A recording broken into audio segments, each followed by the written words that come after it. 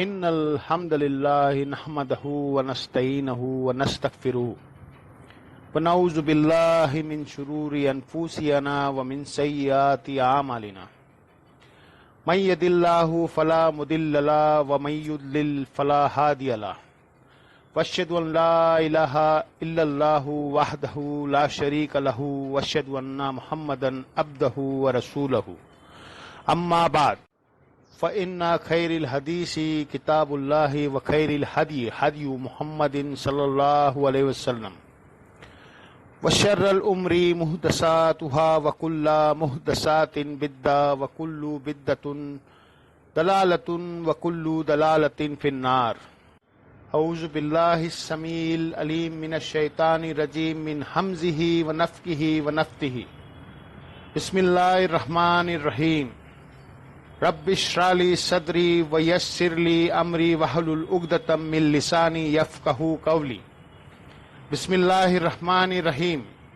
ان الله وملائكته يصلون على النبي يا ايها الذين آمنوا صلوا عليه وسلموا تسليما. اللهم صل على محمد وعلى ال محمد كما صليت على إبراهيم وعلى آل إبراهيم إنك حميد مجيد.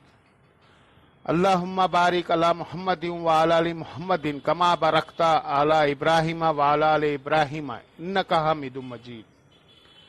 اللهم ربنا آتنا في الدنيا حسنة وفي الآخرة حسنة وقنا عذاب النار. ربنا آتنا من لدنك رحمته وهيئ لنا من أمره رشدا. لا الہ الا انت سبحانک انی کنت من الظالمین. حسبنا اللہ نعم الوکیل یا حی یا قیوم برحمتک استغیث ولا حول ولا قوة الا باللہ العلی العظیم. آمین. الحمدللہ آج 9 جون 2023 کو قرآن کلاس نمبر 46 کی اسٹوڈیو ریکارڈنگ ہونے جا رہی ہے. آج ہم انشاءاللہ تعالی سورہ آل عمران کی آیت نمبر 31 سے آنورڈ سٹارٹ لیں گے. اعوذ باللہ من الشیطان الرجیم. بسم اللہ الرحمن الرحیم. قل ان کنتم تحب اللہ فاتبعونی یحببکم اللہ واغفر لکم ذنوبکم واللہ غفور الرحیم. اے محبوب صلی اللہ تعالی علیہ وسلم ارشاد فرما دیجئے کہ اگر تم اللہ سے محبت کرتے ہو یا اس کے دعوے دار ہو تو میری اتباع کرو، یعنی نبی صلی اللہ تعالی علیہ وسلم کی، تو اللہ تم سے محبت کرے گا اور تمہارے گناہوں کو معاف کر دے گا. اور اللہ تعالیٰ بخشنے والا ہے، رحم فرمانے والا ہے. بے شک میرے بھائیوں، اتباع کے حوالے سے میں نے بتایا تھا کہ اتباع کی ڈیفینیشن ہوتی ہے محبت کے ساتھ کسی کی پیروی اختیار کرنا، یعنی اطاعت محبت از اکول ٹو اطاعت پلس محبت از اکول ٹو اتباع. جیسے کہ میں نے بتایا تھا کہ ہمارے یہاں مکتب فکر صرف اطاعت رسول کے اوپر زور دیتے ہیں اور محبت والا ایلیمنٹ پسے پش کر دیتے ہیں. اور دوسرا مکتب فکر محبت والے ایلیمنٹ کو اتنا ڈومینیٹ کرتا ہے کہ وہ بس اب جو بھی ہے تیرے محبوب کے امت سے ہے. اسی طریقے سے ہم چلیں گے، بس وہ دوسری ایکسٹریم پر چل رہے ہوتے ہیں.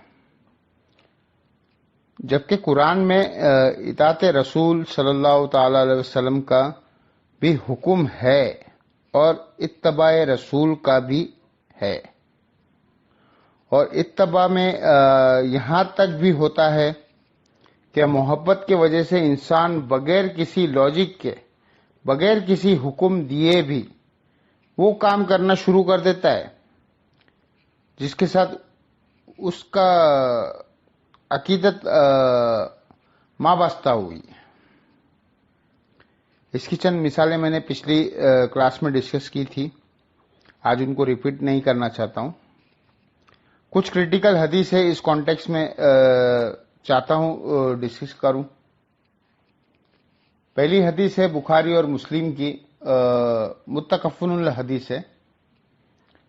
آپ علیہ السلام نے فرمایا، اس شخص نے ایمان کی حلاوت چکھ لی جس میں 3 نشانیاں ہوگی. نمبر 1، اللہ اور اس کا محبوب صلی اللہ تعالی علیہ وسلم اس سے پوری دنیا میں سب سے بڑھ کر محبوب ہو جائے. نمبر 2، اس کی دوستی اور دشمنی کا معیار اللہ کی ذات ہو، صرف اللہ کی ذات ہو. اور نمبر 3، کفر کی طرف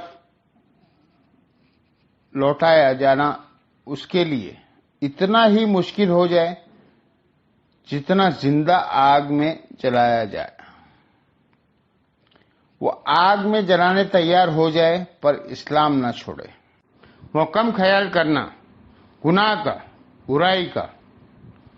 تو اس کو سپورٹیو وہ حدیث ہے بخاری مسلم میں کہ نبی علیہ السلام نے فرمایا کہ آنکھ کا زینا دیکھنا ہے، کان کا زینا سننا ہے، ہاتھ کا زینا پکڑنا ہے، پاؤں کا زینا چل کر جانا ہے. اور نفس یعنی دل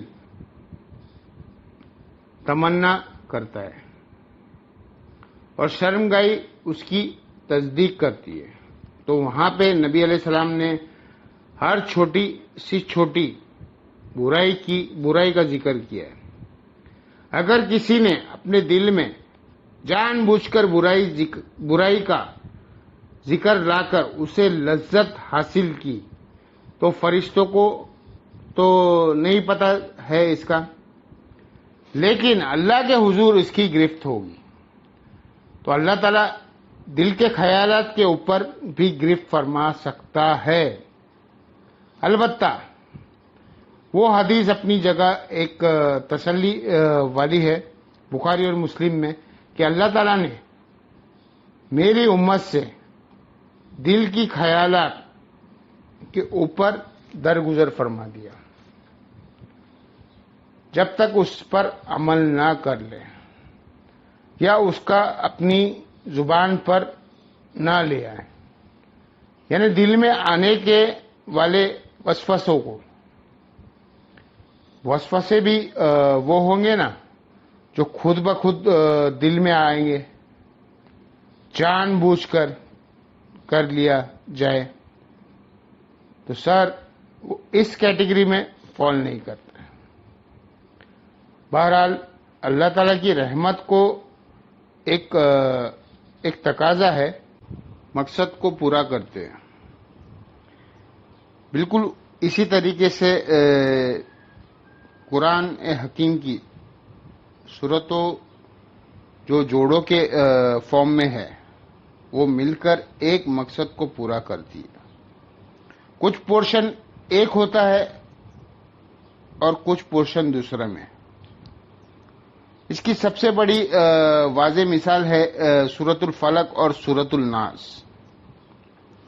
یہ بھی جوڑے ہیں، دو پناہ دینے والی صورتیں، اللہ کی پناہ دینے والی صورتیں. سورۃ الفلق ان چیزوں سے ڈیل کرتی ہے جو انسان پر باہر سے حملہ ور ہوتی ہے، چاہے وہ حسد کے فارم میں ہو یا جادو ٹونے کے فارم میں ہو. ان سب کے اگینسٹ اللہ کے پناہ مانگی گئی ہے. اور سورۃ الناس ان شریر چیزوں کو ڈیل کرتی ہے جو انسان کے اندر سے چیزیں پیدا ہوتی ہے،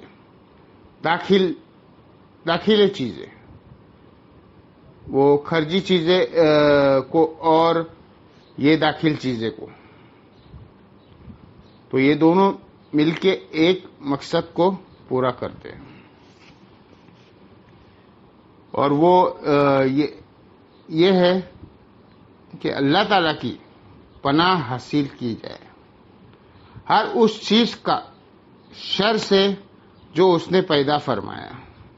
ظاہر ہے شیطان کا خالق بھی اللہ ہی ہے، اور انسان کے نفس کا خالق بھی اللہ ہی ہے. تو شر یا خیر دونوں چیزوں اللہ کے طرف سے ہوتی ہے. باقی انسان کی چوائس ہے کہ وہ کیا چوز کرتا ہے. بالکل اسی طریقے سے سورۃ البقرہ اور سورہ آل عمران بھی جوڑوں کے فارم میں ہے. سورۃ البقرہ کا مرکزی ٹاپک دعوت حق ان کے سامنے لانا، یہ مرکزی ٹاپک ہے. اس کے علاوہ اور ٹاپک بھی آئے ہیں.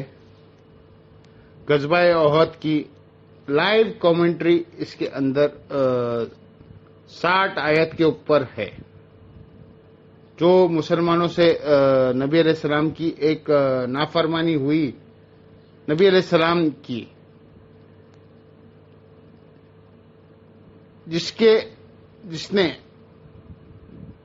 صحابہ واضح فتح جو ہے وہ شکست میں بدل گئی. اس کو سپورٹیو وہ صحیح مسلم میں حدیث ہے کہ اللہ کا محبوب صلی اللہ تعالی علیہ وسلم ارشاد فرمایا، قرآن پڑھا کرو. قرآن قیامت والے دن اپنے پڑھنے والوں کے حق میں اللہ کے حضور سفارش کرے گا. اور پھر ساتھ ہی اپنے فرمایا کہ یہ جو 2 صورتیں ہیں، سورۃ البقرہ اور سورہ آل عمران، یہ زہرا وین ہے، 2 روشن صورتیں. یہ قیامت والے دن 2 بادلوں کی شکل میں یا پرندوں کے گول کی شکل میں آئے گی، اور اپنے پڑھنے والے کے لیے اللہ کے حضور جھگڑا کرے گی کہ اس کی بخشش ہو جائے. تو اسے نبی علیہ السلام نے کہا ہے، اللہ چاہے جس کو پروٹوکول دے. اور یہ جو آخرت کی زندگی ہے، اس کا کوئی مثال دنیا میں نہیں بنایا جا سکتا، کوئی کر ہی نہیں سکتا. میں نے اس میں بھی یہ عرض کیا تھا کہ آج بھی اگر قبر رسول کھودی جائے تو آپ صلی اللہ تعالی وسلم کا جسم مبارک بالکل ویسا ہوگا جیسے کہ دفنانے کے وقت تھا، لیکن اس میں کوئی سانس نہیں چل رہی ہوگی. وہ جسم سلامت ہے، اس میں زندگی موجود نہیں ہے. لیکن بغیر سانس کے، بغیر کھائے پیے، بغیر ٹوائلٹ کے زندگی کا تو آپ تصور بھی نہیں کر سکتے. تو یہ متشابہ چیز ہے، اس کے پیچھے نہیں پڑنا چاہیے. اللہ تعالیٰ نے فرمایا، میری تم سے جو ڈیمانڈ تھی وہ محکمات ہے، اسی طریقے سے قرآن حکیم میں جو تقدیر سے متعلق جو آیت ہے وہ متشابہ آیت ہے. بس جتنا بتایا گیا ہے اس کے اوپر ایمان لے کر آؤ، اس کے آگے نہیں بڑھنا. وہ ساری چیزیں ایمان بھی غیب سے تعلق رکھتی ہے. اب فرشتوں کو کوئی کیا بریف کر سکتا ہے؟ کس قسم کے ہوگے؟ مثال ہی نہیں بیان کی جا سکتی ہے. بس ہمیں ایمان لانا ہے. اب اللہ تعالیٰ ایک ورڈک دے رہا ہے یہاں پر، فَأَمَّا الَّذِينَ فِي قُلُوبِهِمْ زَيْغٌ، بس وہ لوگ جن کے دلوں میں ٹیڑھ پن ہوتا ہے، فَيَتَّبِعُونَ مَا تَشَابَهَ مِنْهُ ابْتِغَاءَ الْفِتْنَةِ، تو وہ متشابہ آیت کے پیچھے پڑے رہتے ہیں تاکہ کوئی فتنہ کھڑا کر دے. آج دیکھیں، آج آپ دیکھ لینا پوری امت نے ہی فتنہ کھڑا کیا ہے. کہتے جی قرآن میں لکھا ہے شہید زندہ ہے. تو جب شہید زندہ ہے تو جا کے اس کی قبر سے پر ہی مانگ لو نا، مانگنا شروع کر دو. کہتے زندہ سے مانگ سکتے ہیں نا، یعنی ان کی مینٹلٹی یہ بن گئی ہے بس آپ بولو اور یہ سن لے.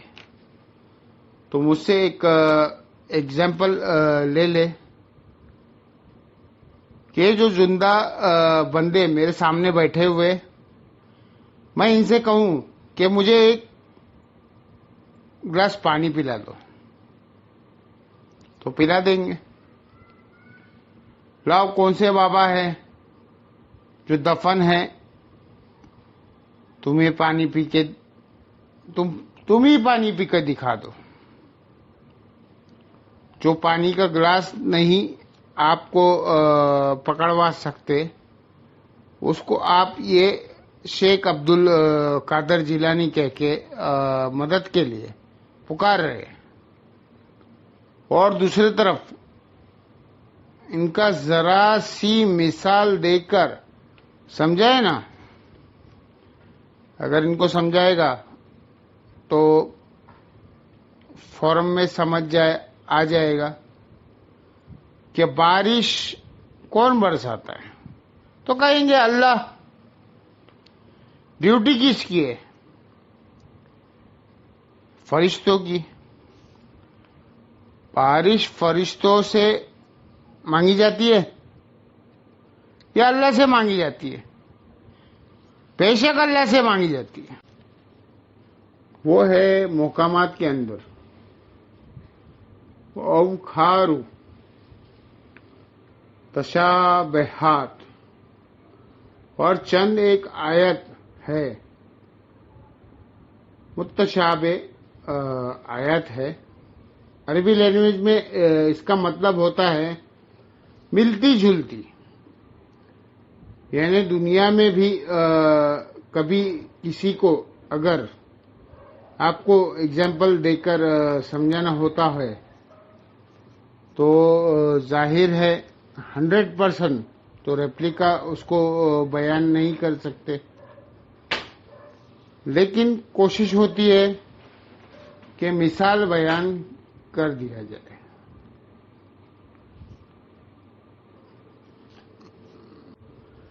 جیسا کہ اللہ نے توحید کے اعتبار سے کئی جگہ ایک مثال بیان کی ہے کہ ایک غلام ایسا ہے جس کا مالک صرف ایک ہی ہے، اور ایک غلام ایسا ہے جس کے کئی ایک مالک ہے، شریک ہے، تو کون پیسفل ہوگا؟ کس کی لائف پیسفل ہوگی؟ ایک وہ کہ جس کے اتنے مالک ہے، یا وہ جس کا ایک مالک ہے؟ تو یہ مثالیں اللہ تعالیٰ نے بیان فرماتے ہیں. تو متشابہت میں وہ آیت فال کرتی ہے جو اللہ تعالیٰ کی صفات سے خصوصاً ریلیٹڈ ہے. مثلا قرآن میں آیا ہے اللہ کا ہاتھ. اب اس کو کون امیجن کر سکتا ہے؟ اللہ کی مثال تو کوئی صحیح ہو نہیں سکتی. لہذا جب اللہ تعالیٰ فرما رہا ہے اللہ کا ہاتھ، اللہ کی پنڈلی یا اللہ کی آنکھیں، تو آپ اس کی کوئی مثال نہیں بیان کی جا سکتی. اسی طریقے سے جنت کی جتنی بھی نعمتیں کا ذکر ہے وہ سمجھانے کے لیے کہ فروٹ دیے جائیں گے، حوریں دی جائے گی، یا کانسیپٹ ایک دنیا کے ساتھ ان کی ریسمبلنس دی گئی، لیکن ایگزیکٹلی تو کوئی اسے ریپلیکا نہیں کر سکتا. تو یہ ساری آیات ہے متشابہ ہے. یہ قرآن حکیم میں جو آیات ہے حروف محکمات تو ایک اسپیشل کیس ہے لوگوں کے غرور توڑنے کے لیے کہ کوئی ان کے مطلب کا نہیں توڑ سکتا ہے. یہ اللہ نے اور اس کے نبی کے درمیان راز ہے، کوڈ ورڈ ہے. میرے بھائیوں، بخاری مسلم میں حدیث ہے کہ نبی علیہ السلام نے کو اللہ تعالیٰ نے فرماتا ہے میں نے اپنے بندوں کے لیے وہ نعمتیں سنبھال کر رکھی ہے جنت میں، نہ کسی کی آنکھ نے دیکھی، نہ کسی کے کان نے سنی، نہ کبھی کسی نے اس کا گمان بھی کیا.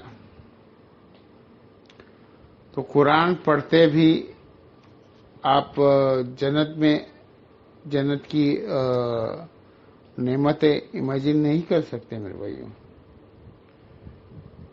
ایک دھندلا سا تصور لے کے آ سکتے، اور بعض جگہ تو اللہ تعالیٰ کیٹیگریکل مشابہت کو مینشن بھی کر دیتا ہے، جیسے کہا گیا ہے وَلَا تَقُولُوا لِمَن يُقْتَلُ فِي سَبِيلِ اللَّهِ اموات. مت کہو ان کو جو اللہ کے راہ میں قتل کر دیا جائے کہ وہ مردے ہے، بلکہ وہ زندہ ہے، لیکن تمہیں ان کی زندگی کا شعور نہیں ہے. یعنی نو انٹری کا بورڈ لگا دیا اللہ نے کہ بس اس کو یوں ہی سمجھنا ہے کہ آخرت کی زندگی ہے، اس کو تمہیں شعور نہیں ہے. جو اللہ تعالی نے تو نبی علیہ السلام نے فرمایا سلطو عطا، تو مانگ تجھے دیا جائے گا، تو مانگ تجھے دیا جائے گا. جو کوشش کرے آپ یہ دو آیت یاد کریں. سنیں ابو داؤد کے اندر آسماء اعظم موجود ہے اور مشکت کے اندر بھی. وَإِلَٰهُكُمْ إِلَٰهٌ وَاحِدٌ لَا إِلَٰهَ إِلَّا اللَّهُ هُوَ الرَّحْمَٰنُ الرَّحِيمُ. یہ سورۃ البقرہ اور سورہ آل عمران. الف لام میم. اللہ لا الہ هو الحی القیوم. تو یہ آپ پڑھیں، اس کے بعد آپ درود شریف پڑھ کر دعا مانگ لیں. اعوذ باللہ من الشیطان الرجیم. بسم اللہ الرحمن الرحیم. الف لام میم. اللہ اور اس کے محبوب صلی اللہ تعالی علیہ وسلم کے درمیان یہ دو کوڈ ورڈز ہے. اللہ لا الہ الا هو الحی القیوم. اللہ ہی ہے کہ جس کے سوا کوئی معبود نہیں ہے. وہ الحی ہے اور القیوم ہے. الحی وہ ہستی ہے جو خود سے زندہ ہے. کائنات میں ایک ہی ہستی ہے جو خود سے زندہ ہے، باقی سب کی زندگی ادھار ہے. چاہے کوئی فرشتہ ہو، پیغمبر ہو، کوئی جن ہو یا عام انسان، کوئی جاندار ہو، کوئی بے جان ہو، ہر ایک کی زندگی ادھار ہے اللہ کے دینے پر. جب تک وہ چاہے گا رہے گی، جب چاہے گا ختم کر دے گا. کل نفس ذائقۃ الموت. ہر جان میں موت کا مزہ چکھنا ہے، چاہے وہ فرشتہ ہو، پیغمبر ہو یا جنات ہو یا انسان ہو، سب کو مرنا ہے. موت ہر مخلوق کی ڈیسٹینی ہے. یہ تصدیق میں چیز ہے. اللہ ایک ہستی ہے جسے موت نہیں آنی. اسی لیے اگر زندگی کا اگر لفظ کسی پر بولا جائے تو وہ اللہ ہی ہے. الحی خود سے زندہ، اور القیوم قائم رکھنے والا. ساری کائنات اس کے وجہ سے قائم ہے. اس کا اگر امر پیچھے سے ہٹ جائے نا تو کوئی بھی چیز پرفارم نہیں ہو سکتی. اللہ چونکہ تو یہ دیکھ لیں، اس کی جڑ قرآن میں بھی ہے کہ اللہ تعالیٰ بے حیائی کے اگینسٹ کہہ رہا ہے کہ جو بے حیائی سے بچ جائے گا نا تو میں مغفرت اس کی کر دوں گا، اور جو تنگدستی کا ڈر رکھ کے اس ڈر کو اوور کم کر کے اللہ کی راہ میں خرچ کر دے گا، میں اسے اپنی فضل کی بشارت دیتا ہوں. اللہم انی اسألوک من فضلک ورحمتک. آمین. واللہ وسیع علیم. اللہ تعالیٰ وسعت والا ہے، علم والا ہے. یعنی اللہ تبارک و تعالیٰ کی کتنی وسعت ہے کہ وہ سب کو ہی بھی نوازے نا تو فرق نہیں پڑتا. اور علم والا بھی ہے، اسے پتہ بھی ہے کہ کون اس قابل ہے کہ اسے نوازنا ہے آخرت کے اندر. دنیا میں تو اپنے دشمن کو بھی دے گا، آخرت کی بات ہو رہی ہے. یہ اللہ کو پتا ہے. یقتل حکمت میں یشاء. وہ جسے چاہتا ہے حکمت عطا فرما دیتا ہے. دانائی ومن یؤتل حکمہ، اور جسے اس نے دانائی عقل مندی اور حکمت دے دی، فقط اوتی یا خیرن کثیرا، تو بے شک اسے خیر کثیر عطا کر دی گئی. یعنی اللہ تعالیٰ فرما رہا ہے سب سے بڑی خیر ہے کسی کو دنائی مل جائے. اس کا ذکر یہاں پہ کیوں آیا ہے؟ دنیا میں تو عقل مند اسے مانا جاتا ہے جو مال کو جوڑ جوڑ کے رکھتا ہے. اللہ کے نزدیک عقل مند وہ ہے جو مال اللہ کی راہ میں خرچ کر دے، اللہ کی راہ میں لگا دے.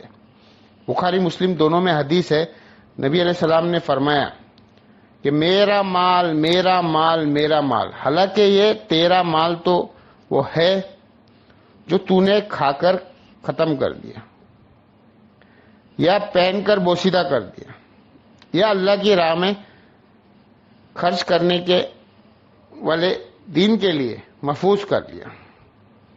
نبی علیہ السلام نے فرمایا کہ جو مال آپ آخرت کے لیے خرچ کرو گے وہ ساتھ جائے گا، باقی سب تو وارثوں کو ملے گا.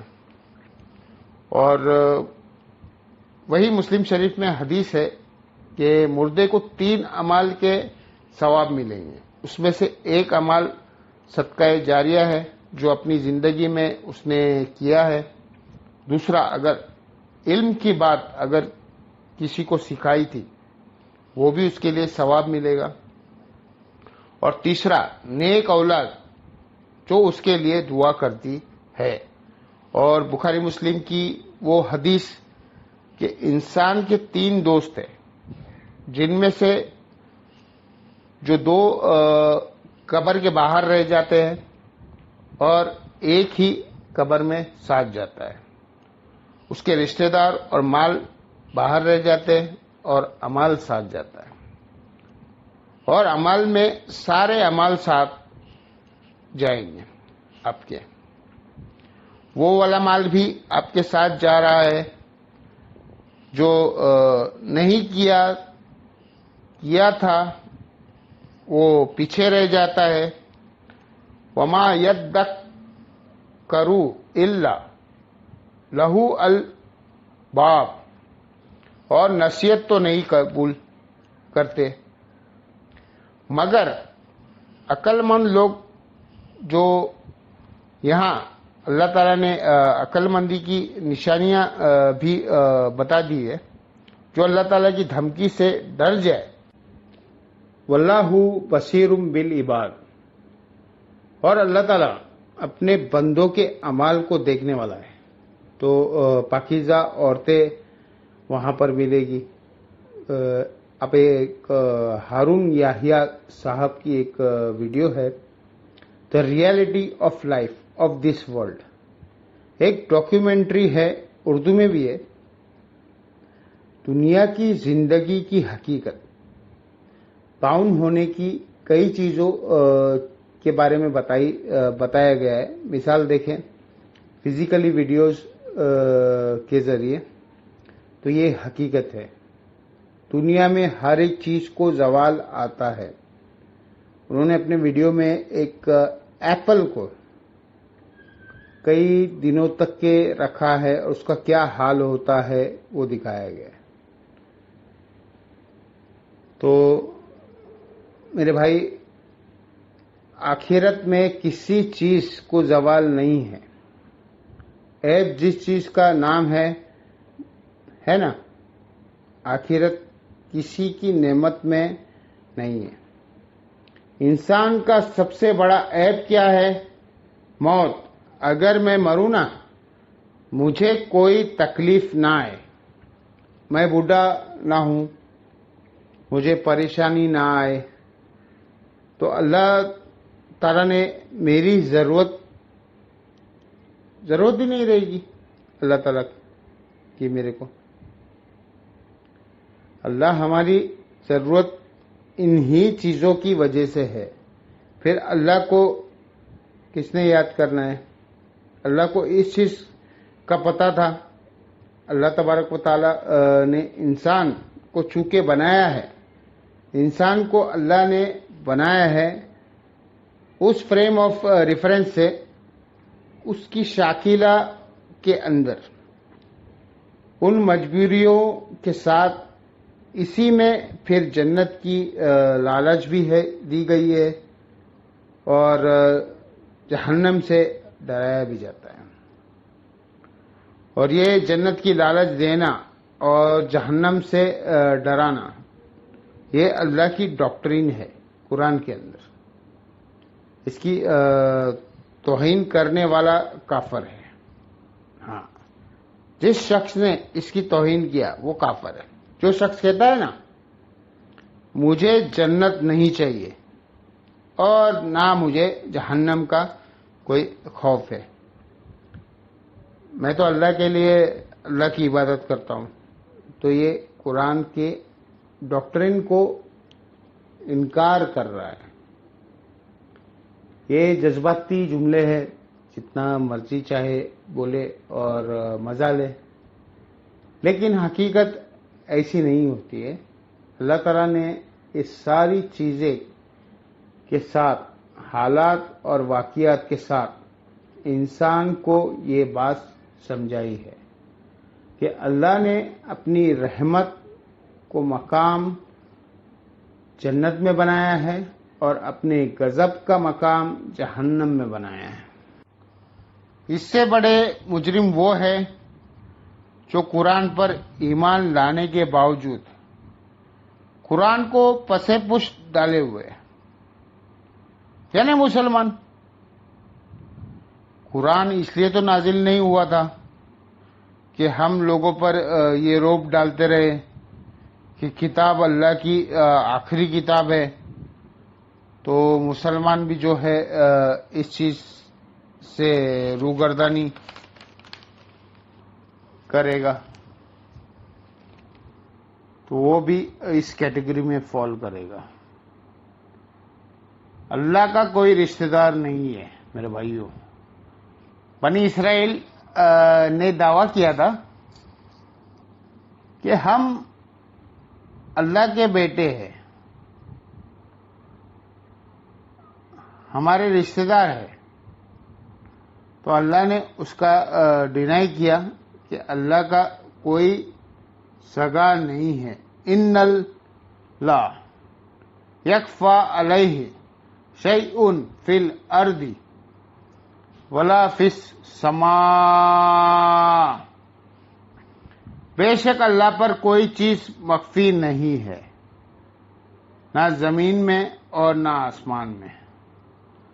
والذی یصورکم فی الارحام، وہی ہے کہ جو تمہاری شکلیں، تمہاری تصویریں بناتا ہے تمہاری ماں کے رحموں میں، یوٹرس کے اندر تمہاری شکل وہ بنا دیتا ہے. ظاہر ہے ماں باپ کو تو پتہ ہی نہیں ہوتا ہے، سب کچھ اللہ کر رہا ہوتا ہے. کیف یشاء، جیسا چاہتا ہے وہ بنا دیتا ہے. جنابی کوئی شخص اپنی شکل خود چوز نہیں کر سکتا، اپنے ماں باپ چوز نہیں کر سکتے اپنی مرضی سے. لا الہ الا اللہ، نہیں ہے کوئی معبود سوائے اس کے. العزیز الحکیم، وہ غالب ہے، حکمت والا ہے. تو یہ تمجید بنائی جا رہی ہے کہ عیسیٰ ابن مریم بھی اللہ کی مخلوق ہے، ان کو بھی اللہ تعالیٰ نے پیدا کیا ہے. ایک باپ والا ایلیمنٹ ان کی مسنگ تھا، مگر ماں کے پیٹ میں تو انہوں نے بھی اپنا وقت گزارا. هو الذی انزل علیہ کل کتاب. قرآن کے قاری کو اس آیت کو تعارف ہونا ضروری ہے، ادروائز وہ مشکل میں پڑ جاتے. اللہ تعالیٰ فرما رہا ہے کہ هو الذی انزل علیہ الکتاب، وہی ہے جس نے اے نبی صلی اللہ تعالی علیہ وسلم آپ پر یہ کتاب نازل کی. منہ آیتم محکمات، جس میں کچھ آیت ہے جو محکم ہے، مطلب نماز پڑھو، زکوٰۃ دو، حج کرو، زنا سے بچو، چوری سے بچو، قتل ناحق سے بچو، یعنی حرام چیزوں سے بچو، یعنی ہر حرام چیز سے بچنے کا حکم ہے. اور جو فرض اوبلیگیٹری کی گئی ہے ان کا کرنے کا حکم ہے، وہ ہے محکم آیت. اصل پرپوز جو ہے قرآن کا وہ وہی آیت ہے. ہن اس مل کتاب،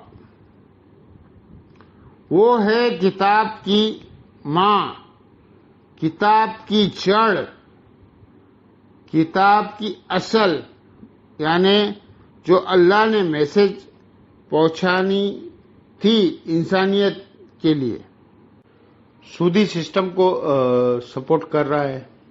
وَإِن تُبْتُمْ فَلَاكُمْ رُؤُوسُ أَمْوَالِكُمْ، اور اگر تم توبہ کر لو تو جو رسول مال جو ہے تمہاری ایکویلٹی ہے وہ تمہیں ملے گی. اب یہ نہیں ہے کہ اللہ تعالیٰ فرما رہا ہے کہ سود سسٹم سے توبہ کر لو، تو اب جس کو قرض دیا ہوا تھا سود کے، اب اس کا قرضہ بھی معاف کر دو. اللہ فرما رہا ہے قرضہ جو ہے واپس لینا ہے، بس سود معاف کر دو. لا تسلیمون ولا تسلمون، نہ تم ظلم کرو اور نہ تمہارے پہ ظلم کیا جائے گا. یعنی کسی سے سود کھانا یہ تم ظلم کر رہے ہو، اور تم پر یہ ظلم کرے گا وہ بندہ کہ سود تو اللہ نے ختم کروا دیا ہے اور اب وہ قرضہ بھی نہ دے، تو آپ پہ بھی اللہ تعالیٰ ظلم نہیں چاہتا.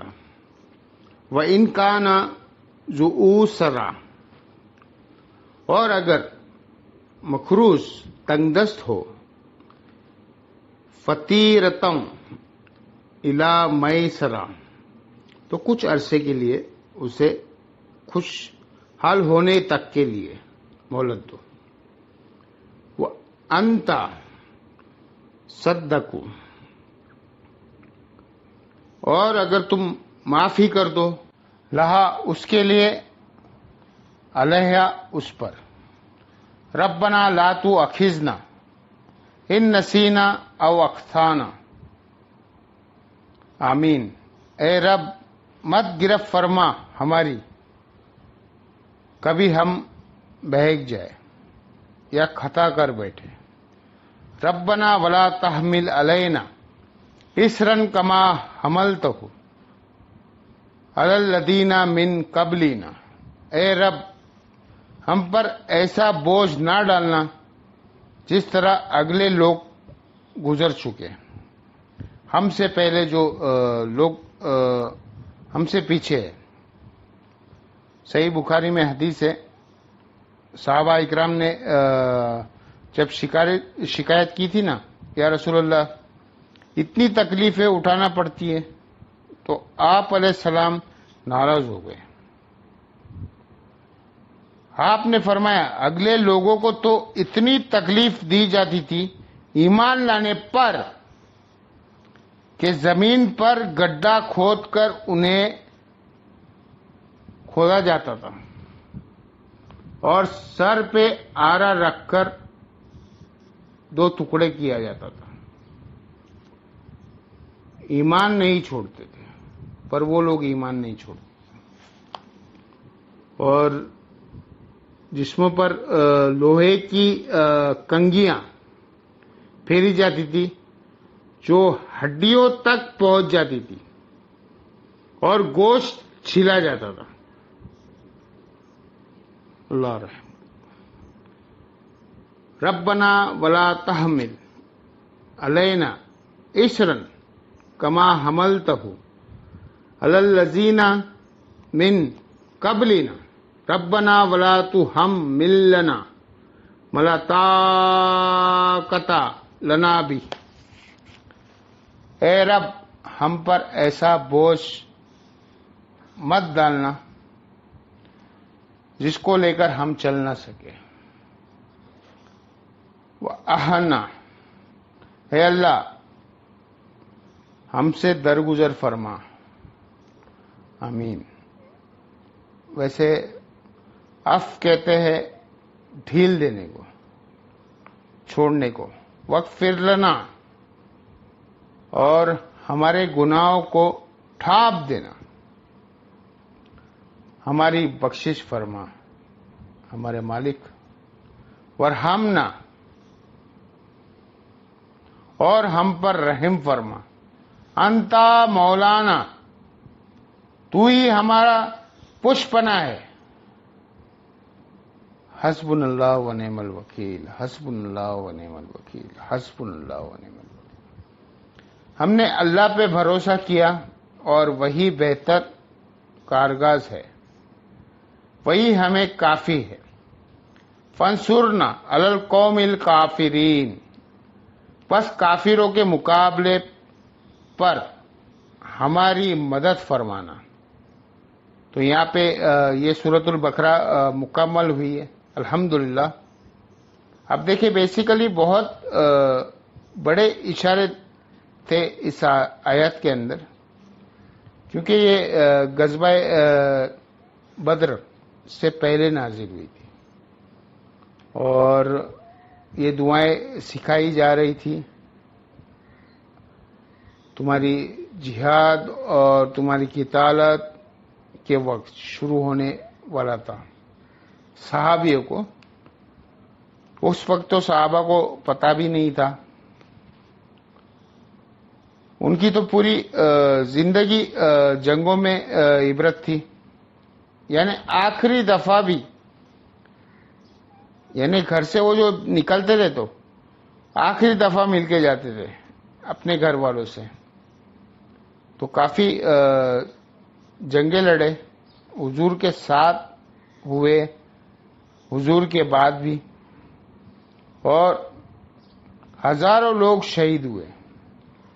تو اس کی تمہید کے طور پر صحابہ اکرام کو تعلیم دی. آپ کو پتا ہے سب سے پہلے پیدا ہوا ہے، جامعہ ترمذی میں حدیث ہے کہ اللہ تعالیٰ نے سب سے پہلے قلم کو پیدا کیا اور پھر فرمایا لکھ. جو کچھ ہو چکا اور جو کچھ ہونے والا ہے، یعنی اس کے بعد لوح محفوظ پیدا ہوا، اور جو کچھ ہو چکا ہے یعنی قلم کی اپنی پیدائش اور قیامت تک کے ہونے والی جو تقدیر سے ریلیٹڈ چیزیں تھی، ایک ایک ٹائمنگ ڈیٹیل اللہ تعالیٰ نے لوح محفوظ میں وہ قلم سے لکھوا دیے. تو جو اللہ تعالیٰ کے پاس ہارڈ ڈسک ہے نا، جس میں ہر چیز اللہ تعالیٰ نے ریکارڈ کی ہے، مخلوقات کی پیدائش سے 2000 سال پہلے، اس میں اللہ تعالیٰ نے جو آیت درج فرمائی تھی اس میں سے آخری 2 آیت سورۃ البقرہ کی نازل فرمائی. سورۃ البقرہ کو مکمل کیا. یہ تو عام آیت نہیں ہے. ایک اور حدیث ہے سنن النساء میں الکبریٰ کے اندر، فضائل قرآن والا جو چیپٹر ہے امام نسائی کی. 2 کتابیں ہیں بیسیکلی، تو ایک ہی ہے سنن نسائی الکبریٰ. ان کے شاگرد تھے امام ابن سنی، انہوں نے اس کو کم کیا تھا.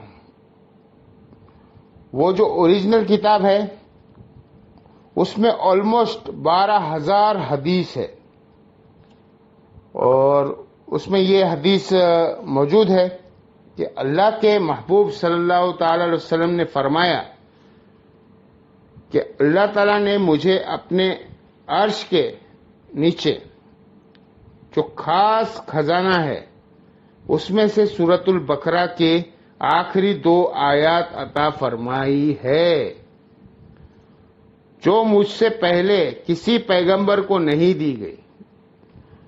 اور یہ جو آخری الفاظ ہے نا کہ مجھ سے پہلے کسی پیغمبر کو نہیں دی گئی، یہ صحیح مسلم میں بھی الفاظ موجود ہے جو میں نے پہلے حدیث بیان کی تھی. ان آیت کی فضیلت کے لیے یہ چیز بھی بڑی اہم ہے کہ یہ آیت اس دنیا میں نازل نہیں ہوئی ہے نبی علیہ السلام پر، ہاں بلکہ شب معراج میں نازل ہوئی ہے آسمان پر. صحیح مسلم میں ابن مسعود رضی اللہ تعالی عنہ کا قول ہے کہ شب معراج اللہ تعالیٰ نے اپنے محبوب صلی اللہ تعالی علیہ وسلم کی 3 انعامات دی تھے. نمبر 1 5 نمازیں، نمبر 2 سورۃ البقرہ کی آخری 2 آیات، اور نمبر 3 جو کوئی بھی شخص آپ صلی اللہ علیہ وسلم کو امتی شرک نہیں کرے گا، at the end of the day اللہ تعالیٰ اس کو معاف فرما دے گا، چاہے وہ اپنا عذاب بھگت کے.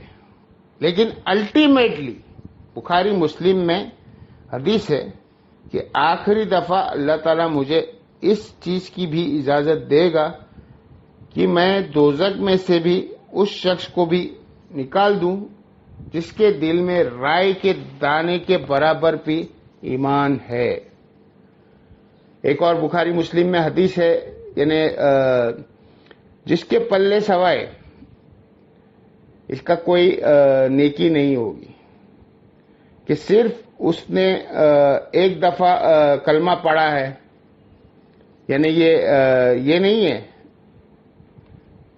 کلمہ پڑھ لے سے جنت مل گئی، نہیں. واللہ عالم، وہ 1000 سال لگے، لاکھ سال یا کروڑوں سال لگے، وہ اللہ کو پتا ہے. اللہم اجرنا من النار، اللہم اجرنا من النار، اللہم اجرنا من النار، آمین. یہاں تو لوگ بڑے آسانی کے ساتھ کہہ دیتے ہیں نا جی، تو اس کے خیال کو دیکھتے ہوئے اس کی نیکی کو 0 سے ملٹیپلائی کر دے گا. تو یہ تو مسلمانوں کا عقیدہ ہے، ایسا ہی ہوگا. اور دوسرا معنی یہ ہے کہ دل میں آنے والا ایسا وسوسہ جو جان بوجھ کر لیا جائے، یا کسی کی گناہ کا خیال بھی جان بوجھ کر لایا جائے اور اس کی پیروی کرتے ہوئے اس کی لذت دل میں محسوس کی جائے جان بوجھ کر، تو اس کے اوپر بھی گرفت ہوگی اللہ کی. یہ دونوں معنی بھی اپنی جگہ درست ہے. بخاری مسلم دونوں میں حدیث ہے، انما الاعمال بالنیت، عمل کا جو دار و مدار ہے وہ نیت پر ہے، اور یہ نیک عمل کے بیان میں ہے، برے عمل کے بارے میں نہیں۔ برا عمل چاہے اچھی نیت سے بھی کیا جائے وہ گناہ ہے، کیونکہ اس کے آگے الفاظ ہے اسی حدیث میں، اگر کسی شخص نے اللہ اور اس کے رسول کے لیے ہجرت کی تو اس کی نیت اللہ اور اس کے رسول کے لیے لکھی جائے گی، اور اگر کسی شخص نے کسی عورت کے نکاح کے لیے خواہش میں ہجرت کی تو اس کی ہجرت اس کے لیے لکھی جائے گی۔ حالانکہ نکاح کی خواہش کوئی بری نہیں ہے، لیکن اللہ تعالیٰ کہتا ہے میرے اعتبار سے جو نیکی کرنی ہو وہ پیورلی میرے لیے ہو،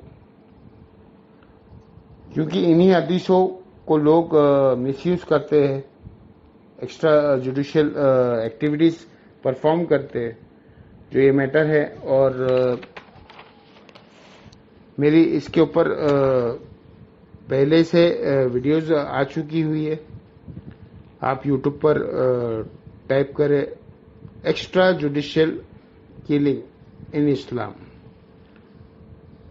تو یہ نیک اعمال کے بارے میں ہے کہ اگر نیک اعمال اچھے سے ہوگا نا، اللہ کے لیے ہوگا تو اجر ملے گا، اور اگر اللہ کے لیے نہیں ہے تو اجر 0 سے ملٹیپلائی، ختم۔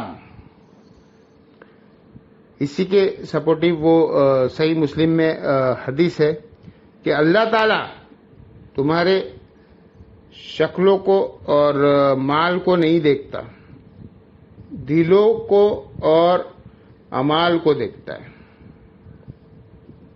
تو اللہ تعالیٰ کو دل کو دیکھنا ہے اور پھر اعمال بھی اچھے ہونا چاہیے، اس چیز کو